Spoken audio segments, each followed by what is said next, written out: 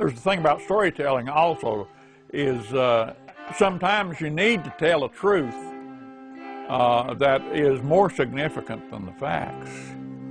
And so, you know, I found in writing about Redmond that I did not create fictitious events in order to enrich or make Redmond more interesting.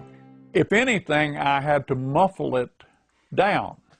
I had to buffer it because the truth is so unbelievable, you would think I made it up.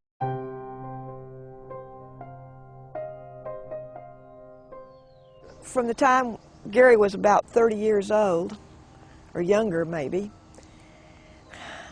I realized and told him that he was the best writer working in the mountain region, that there was nobody that could touch him in the mountain region. And there are some really good writers. We know them. But for his particular bent for bringing these people to life, there is nobody that can touch him. He's got the knack, undoubtedly. I wish I did. That's like one of the guys I work with said, well, Milton, have you ever thought about writing a play? I said, yeah. That's like, well, you can cook. Can you farm? You know, it's the same difference. No, I've never tried to write a play. I can say lines back to you, but I can't write them. Definitely can't write them like Gary can. I don't think very few people can. Let me spell it out for you, Nance, he said. You take that young'un in the morning, and don't you bring her back here. Where do I take her? Being raised by his grandparents, you know, and his dad was murdered when he was young. I found my mom dead when I was 11 and lived with my grandparents. Me and him are real close on that. And I don't think you ever get over stuff like that. I think things like that that's where all the emotion comes from.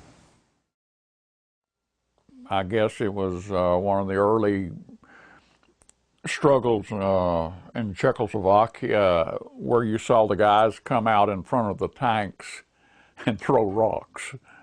They know they're not going to stop that tank. But the whole purpose is refuse to accept things that you find unacceptable. You know, fight back even if it's pointless. And I've always had an affinity for anybody that does that, and Nancy's that, and Louis Redmond's that, and Burdell. Listen, hear them rain crows back there on Goshen?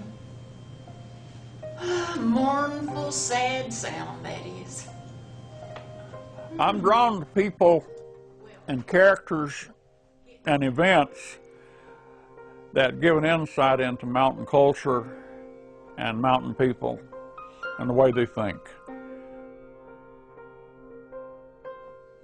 Some of the early people who came in here, one of them wrote a book about mountain people, and the title of it I love. It was A Strange and Most Peculiar People. Yes, well, why are we strange and most peculiar? And I want my characters to explain that. And perhaps when they get through, it is my hope that anybody, after they hear Burdell speak, they hear my grandmother talk in Raindrop Waltz, they hear Louis Redmond talk in Prince of Dark Corners, that is my hope that we are no longer strange and peculiar, that we're very much a part of the human race.